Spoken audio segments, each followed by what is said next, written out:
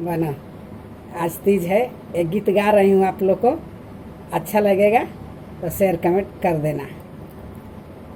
बसहा चढ़ल शिव जी आवेले, डमरू बजावेले हो।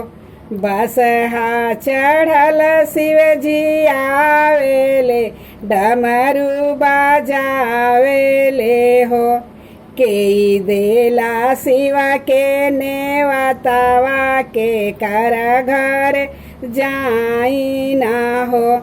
केई देला शिवा के नेवतवा, के कर घरे जाई ना हो।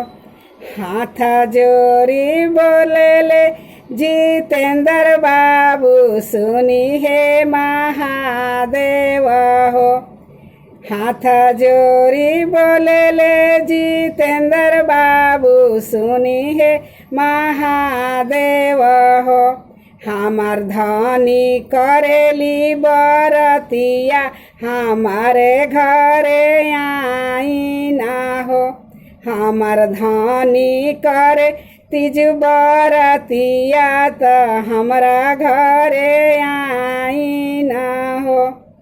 बसहा चढ़ल शिव जी आवेले, डमरू बजावेले हो। बसहा चढ़ल शिव जी आवेले, डमरू बजावेले हो। के करे तीज के बरतिया, त केकरा घरे जाई ना हो।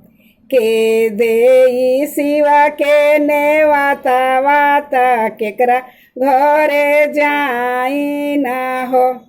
हाथ जोड़ी बोलेले अनिल बाबू, सुनी हे महादेव हो। हाथ जोड़ी बोलेले अनिल बाबू, सुनी हे महादेव हो। मोरा धनी करेली बरतिया, त मोरा घर आई ना हो। मोरा धनी करस तीज बरतिया, त हमरा घरे आई ना हो।